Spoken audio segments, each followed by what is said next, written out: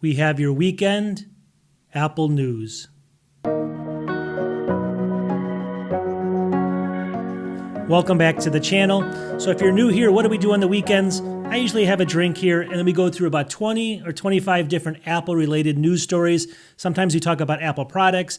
If you like Apple products or services, just sit back and relax and let's get into the Apple news. All right, for story number one, let me just start off by saying sometimes you win some, sometimes you lose some. I made a video just a couple days ago on the, maybe there wasn't going to be a redesign on the Mac Minis. I could be wrong now, but anyways, take a look over here. Apple Insider, it says, M4 Mac Mini rumored to get a redesign, making it smaller than ever before. Take a look here. So I'm not sure. This is a rendering. I'm not sure it's going to look exactly like this. Now, I did call Space Black in my video, and that looks like Space Black to me. See it right there? But it looks like it might get a redesign. So rumor score over here, let's go down here, is pretty high right here. Likely, very, very likely. It says recent reports have suggested that one M4 Mac will get a redesign soon, and the new rumor has identified which model will get it, the Mac Mini, right? So it's saying that M4 Mac Mini is approaching, is clear.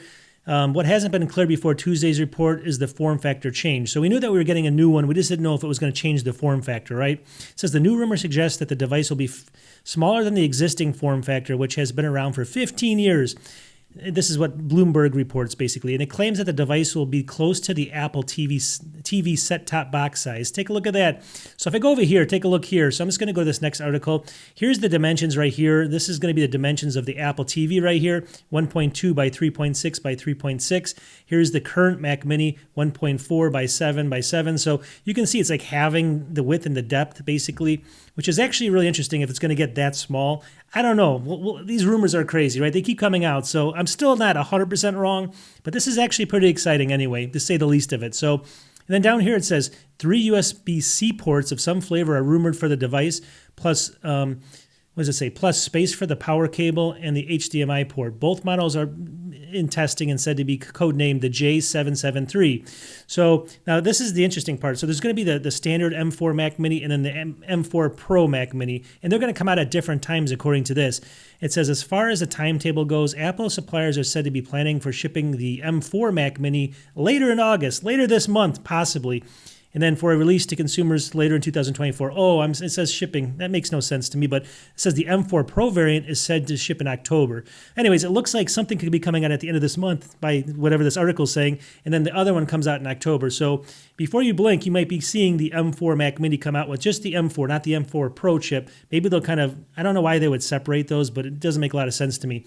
Anyways, I thought it was an interesting article, right? I mean, it's one of those things where who knows, right? I'm either right or I'm wrong, and it doesn't really matter. That's the way everything is in life, I guess. So we know when the Mac Mini is going to probably come out, but what about all the other Macs, all right? A little twisted tea there. All right. Gurman. So Mark Gurman's the guy that kind of predicts all this stuff, and he was the one that was wrong before. Now he's changing it, and who knows. But anyways, it says Gurman here, 9 to 5 Mac. Here's when the expected M4 Mac Studio, Mac Pro, and MacBook Air updates come out. You can see his article right here. So I'm just going to skip down to what he's thinking. Fall 2024 is the MacBook Pro, which we know, iMac, and then the Mac Mini. Out of all these, the iMac's kind of the crazy one, right? Because that has an M3 chip, and they're going to go right to the M4 chip. That gives me hope that there could be a 27 or a 32-inch or some weird one coming out, because usually there's no reason for them to do this, and there's got to be a reason why they're going to the M4 that quickly. I have no idea. But this is kind of what's upsetting. So spring 2025 MacBook Air, the MacBook Airs came out not too long ago with the iMac. And now, I mean, it makes sense for them to wait a little bit. But really, mid-2025, the Mac Studio and the Mac Pro. So if you're waiting for another Mac Studio, mid-2025, they're still holding to that, which is really crazy. But I think, as we're approaching and getting closer and closer, it's becoming more of a reality. And he might be right.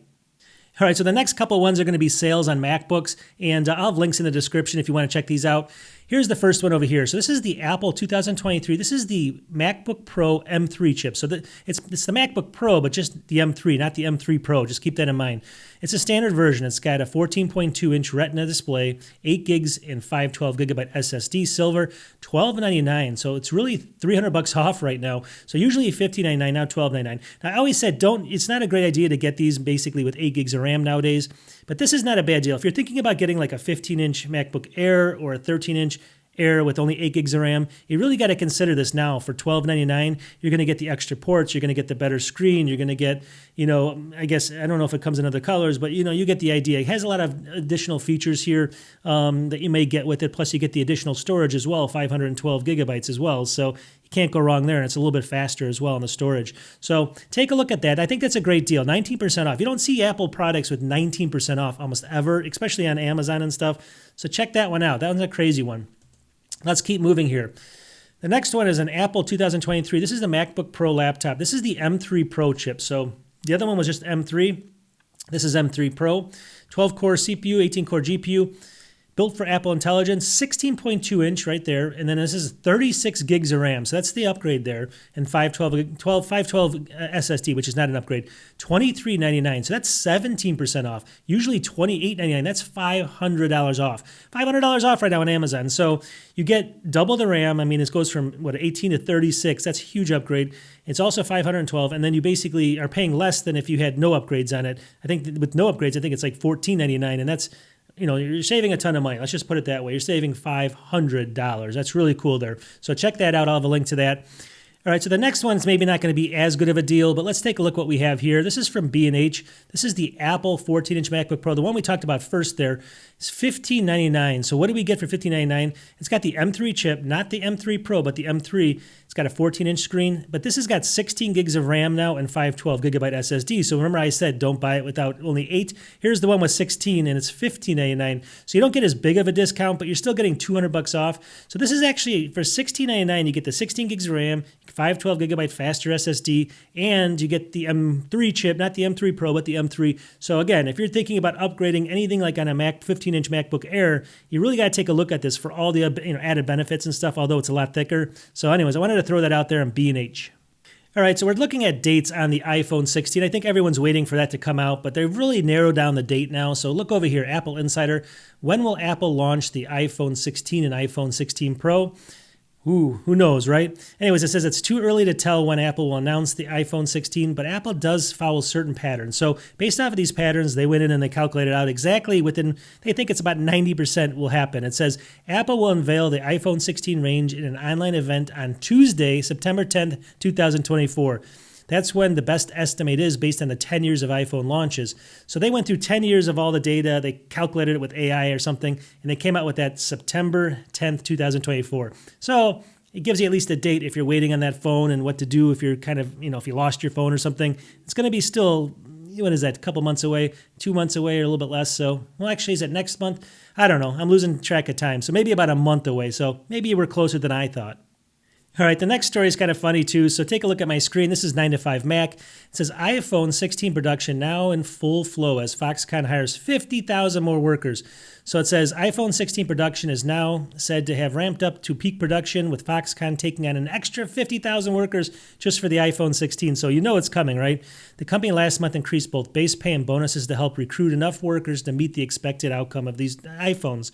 But this is kind of the funny thing. Well, actually, let me just see here. It says, basically, Foxconn is Apple's primary iPhone assembler, and it's a single production plant in China. This is responsible for around 80% of global production. And there's why, you see some of these stories where Apple supports them in a lot of things, because they pretty much have to, and they're trying to diversify the best they can. But I thought this was kind of fun. It says late in July this year, Foxconn posted recruitment information on the major job sites, social networking services, offering an increased hourly wage up from whatever. So it basically says up to approximately 4,800 yuan. And then it says, there's some bonuses in here, but 4,800 yuan is their hourly rate, I guess. It's according to this, at least that's what I'm seeing here. So I went into Google and I calculated that out on, the translator thing here with obviously for the currency translator.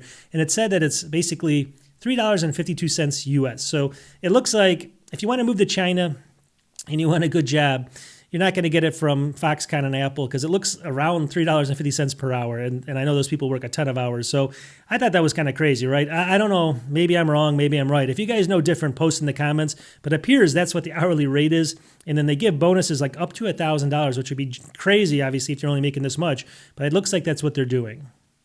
All right, so with the iPad Pros coming out in the M4 version of it, I always talk to people and they're always like, yeah, it's the OLED screen. That's the one reason why they want to spend $1,200, $1,600 on these things. You know, when you add the keyboard, the pen, you can literally get a 10th generation iPad or even the new 11th coming out sooner or later, and a MacBook, even a MacBook Air for like less cost. So I'm like, why do people do this? It's the OLED. They keep saying, well, you don't have to maybe spend as much money in the near future here. So take a look, 9 to 5 Mac. It says iPad Air and iPad Mini set to gain OLED as early as 2026. So it's basically saying OLED debuted in the iPad lineup for the first time this year.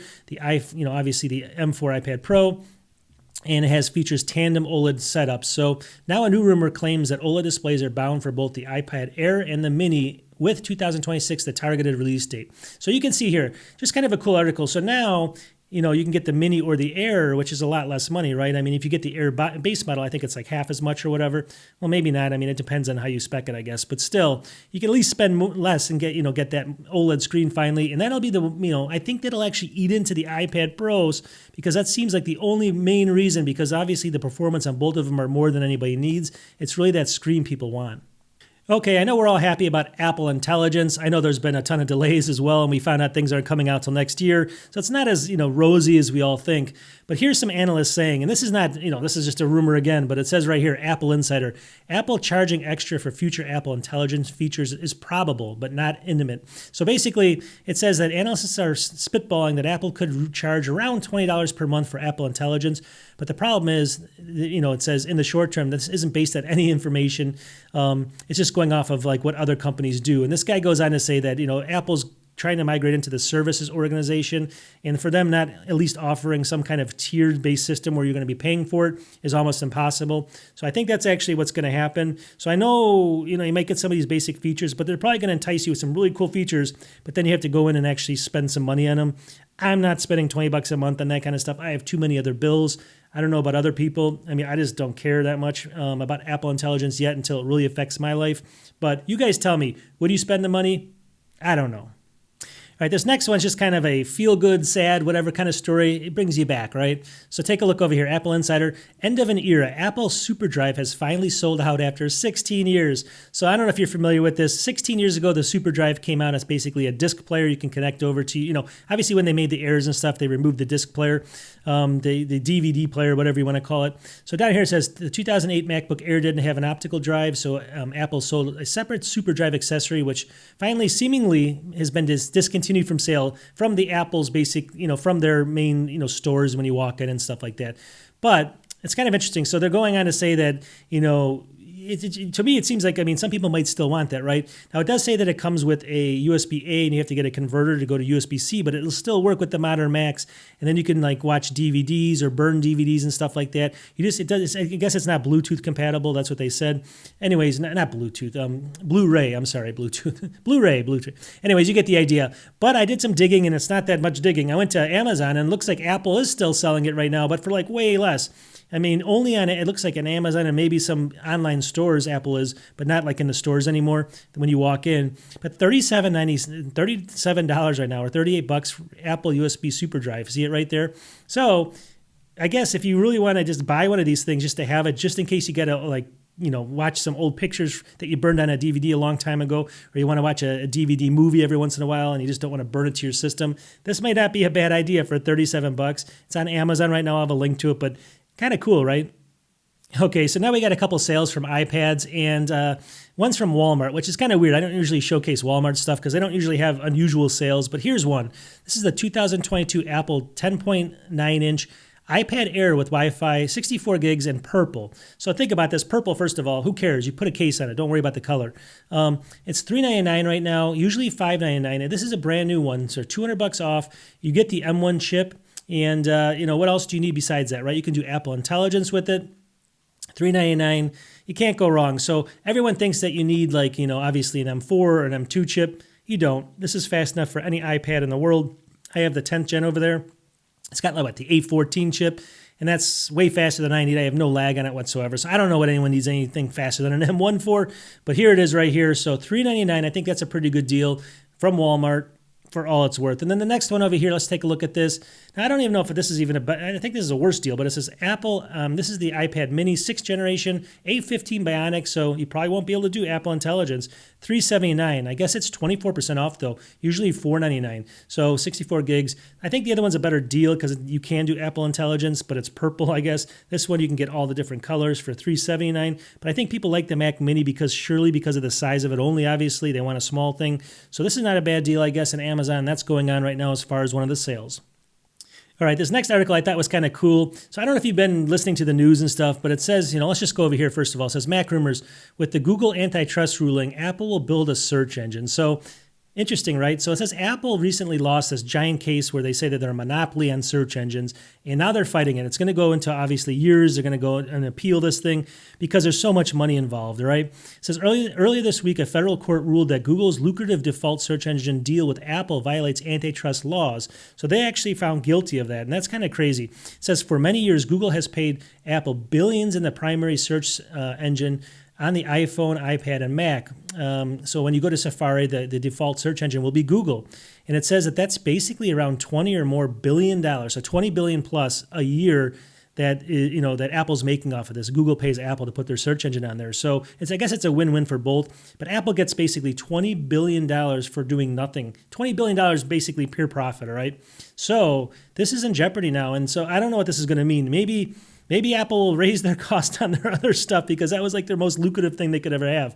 But we'll see. There's so much money involved, and I'm sure things will be paid off. And you know how everything works in the world that we small guys don't deal with. But something will happen when something's worth $20 billion. Somebody's going to save it, right? So we'll have to wait to see how this turns out. But I think this is not looking good for Apple right now. I hope you guys are enjoying your weekend. It's like an iced tea. All right. 9 to 5 Mac. It says free Chat GPT users can now generate images with DALL-E 3. So I know that this is kind of not really a Mac story, but it's kind of related because Mac uses them. Anyways, you get the idea. It says Chat GPT was originally limited to text interactions, but paid subscribers last year gained the ability to use Chatbot to generate images with DALL-E 3. This feature is now coming to Chat GPT to users, to free Chat GPT users, free. Though you have to be limited to only 2 images per day. So you get 2 images per day for free, but now it's coming to the free use base on ChatGPT. You don't have to pay for this, but you only get 2 images. That's kind of the caveat. So you know how this thing works. You type in something, it generates the image for you, and then there it is. And you got to do it 100 times to get what you want. So if you can only do it twice, they're just going to frustrate you enough where you pay the money. I think that's what they're doing. You never get the right image the first time, and if you do, it looks crazy. So I think that's the deal. And I think that's a good, smart option for them to do because you're just going to get frustrated and just pay the money because you're getting so close to your image, but it just won't be right after the first 2. All right, so if you guys have been watching me, you know my kind of stance on Vision Pro and how ridiculously expensive it is. Now, it's a cool device, right? But nobody in the world should buy that. Spend the money on it. I just totally believe that. But over here, though, this is funny. It says there are now more than 2,500 native apps for Apple Vision Pro, and they show this picture here. So it says Apple today announced that Apple Vision Pro ecosystem has crossed a new milestone with 2,500 native apps, all right? 2,500. It says this is up from 2,000 Vision OS apps that Apple previously reported, and it says it's similar to magnitude to Meta Quest ecosystem. At last count, the Quest App Store features about 3,000 apps. Now, what I thought instantly in my head is exactly what this comment guy said. I'm going to show it to you.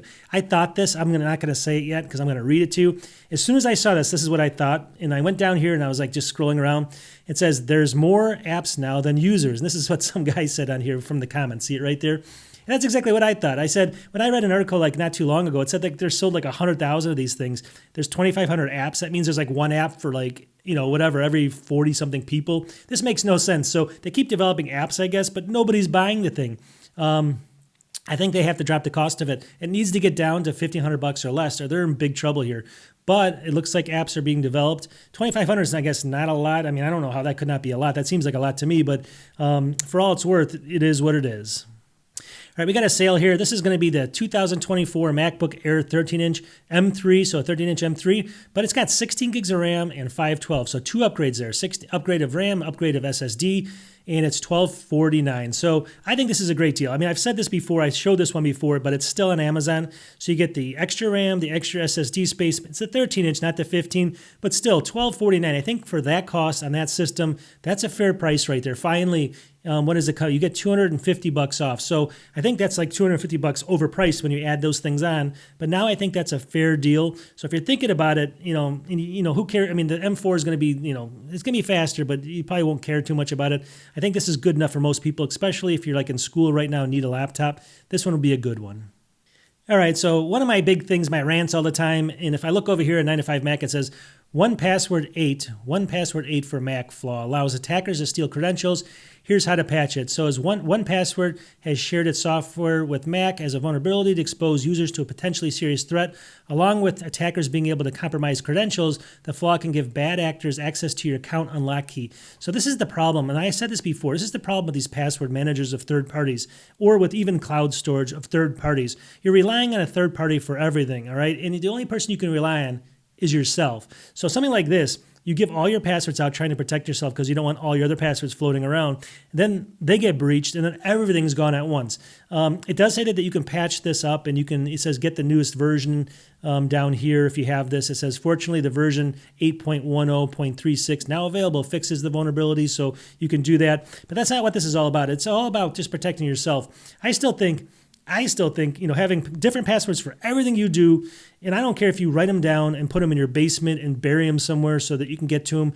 I think that's safer because then someone has to break into your house, go find it, and pick a piece of paper up and all that, versus having millions of people trying just to get onto it online and online and online. I don't know. You tell me. Am I old school or not? I think these things are I just don't use them and I don't trust them. And this is the exact reason. It's the exact reason I don't put stuff up in the cloud either. Like when I actually want all my photos up there is the only space. Some people do all their photos and that's the only version of it. Because if that company goes out of business or they don't email you or they get hacked or all your stuff's gone, the only person you can trust is you. Okay, this is a funny story. Kind of sad, but it says right here, Mac rumors, returns of human AI pin outpacing sales. You remember this thing where they click on it and it got just killed by Marquise Brownlee and stuff? Last year, the former Apple designers, they basically launched this kind of AI wearable, and it was $699 right now, $699. It says that there have been, let me just see here, it says, so many pins have been returned that there are now only around 7,000 units still in the hands of consumers, with around 10,000 initially shipped. So they initially shipped only 10,000 of them. Now they only have 7,000. That means 3,000 were returned already. And it says the company has only sold around 9 million worth of AI pins. And we go back down here, it says Humane raised more than 200 million from investors and had to plan to sell around 100,000 units when they sold 1/10 of that. And they made back 1/20th of whatever they got invested. So that's a big, good lesson to be learned when you give your money to these kind of rogue companies like this. Hey, these guys are from Apple and stuff, but they, got 200 million and they could potentially, now it does, all kidding aside at the end of this, it says the Humane spokesperson said to The Verge, some of this was inaccurate financial data the site obtained, but specifics were not provided back. So who knows, this could be off a little bit. Again, this is from Mac Rumors. It's not my comments. I'm just reading it right from this article, and I'm just giving you the last part here that says Humane said that the company remains committed to unlocking the new era of contextual computing, and some of these numbers may not be correct. So you get the idea, but I still think it's obviously failing, which is kind of crazy, right? And a product that you thought, when we saw it at first, we were like, oh, that looks kind of cool. But instantly, a couple big reviews from big review YouTubers, and it went right down. Okay, I love Apple. I mean, look at my desk and everything. So I'm not going to probably switch. But for people that are thinking about it, I like to give both sides. So this is kind of a good product, although obviously this is a Chinese company, so you got to be careful. I think they're banned in the United States. But this is the Mate Pro right here from 9 to 5 Mac. 12.2 takes the 13-inch iPad Pro with a $600 entry point. So the reason I even brought this up is because, let's just go down here. It says this new tablet that they just launched, it's called the Mate Pad Pro, the flagship tablet of the Chinese market. And it says, let me see here, it's going to be $599, and it comes with 12 gigs of RAM, 256 gigabyte SSD, and then both feature the dual-layer OLED panels like obviously the Pros do from the Mac side or from the iPad side. And then it boasts a peak brightness of 2,000 nits and 144 refresh rate, surpassing the iPad Pro's 16 nits and 120 refresh rate. It's also thinner and lighter. So you get the idea. I mean, basically, the reason I even bring this up is because this is good, right? This is technology pushing Apple further to lower their costs and make better products. this is not, I mean, I don't know if this is going to compete because it's a different OS, a different complete operating system ecosystem. So a lot of people won't choose this over the iPad Airs or the iPad Pros and stuff like that. But still, seeing a device like this for around $600, dual tandem OLEDs, a lot of RAM, a lot of peak brightness, everything, means that Apple has to get better. And that's what we all want, right? Isn't it? All right, then speaking of the iPad Pros, here's one on sale right here. This is going to be, if you want a very specific model, it's basically, what is it, $125 off or something, $120 off, $30 off. It's the iPad Pro 13-inch M4, but it comes with the 512 gigabyte storage right there. What else does it have in here? It's the Wi-Fi 6E. So basically, you get the additional storage, but I guess it's 100 and something bucks off, 8% off. Again, these just came out, so you're not seeing big sales on these. So if you want the upgraded storage on kind of the flagship iPad Pro with the M4 chip, you can get $120 off and then save a little bit more on tax and stuff. So overall, it's a win-win for everybody. All right, we're going to wrap up this week. That's about it. I hope everyone, again, is having a good weekend. I like to sit back, relax, and have some fun with the news. And we'll see you in the next one. So check out my channel. I do a whole bunch of reviews. Check out my last few videos. I just did a cool Apple accessories video with a really cool soundbar. It's actually sitting over there. I got a lot of cool products coming in. I got monitors and you name it. So keep checking out my channel. Subscribe if you can. Help me out. Small channel. No Marquise Brownlee, but I'm going to steal his tagline at the end. We'll talk to everybody soon. Peace.